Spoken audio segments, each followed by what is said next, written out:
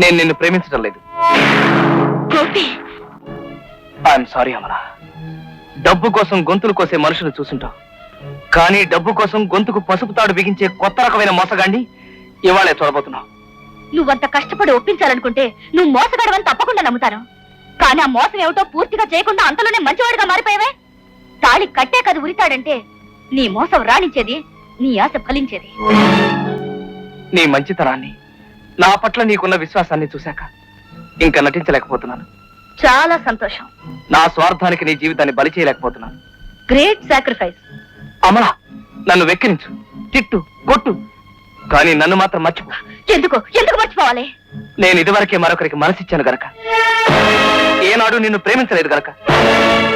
మనసిచ్చిన ఆ అమ్మాయిని మోసం చేయలేను గనక. నువ్వు మోసగాడవని తెలుసుంటే నువ్వు లేని జీవితాన్ని నేను హాయిగా గడిపేదాన్ని. ఈ అబద్ధాన్ని నీ మనసులోనే దాచుకునుంటే నా ఆస్తిలో ఆఖరి పైసా దాకా నష్టపోయినా నీ మోస ప్రేమలో మనశ్శాంతితో హాయిగా బ్రతికేదాన్ని. నన్ను ఎందుకు ఇలా మోసం చేశావు? నా ప్రేమతోనూ నా మనసుతోనూ ఎందుకు ఆటలాడుకున్నావు? కళ్ళల్ని చూపించి ఆ కళ్ళల్ని కూల్చేసి నాకెందుకు కన్నీళ్లు మిగులుతున్నావు? చెప్పు గోపి, చెప్పు.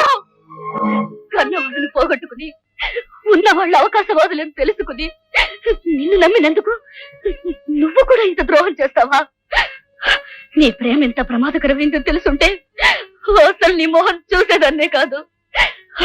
ఆడపిల్ల బ్రతుకుతో ఆడుకున్న నిన్ను నేనే కాదు, మనసున్న ఏ మనిషి క్షమించలేదు. I hate you. Get out. మళ్ళీ జన్మలో నీ మోహన్ నాకు చూపించుకో. Get out of my house.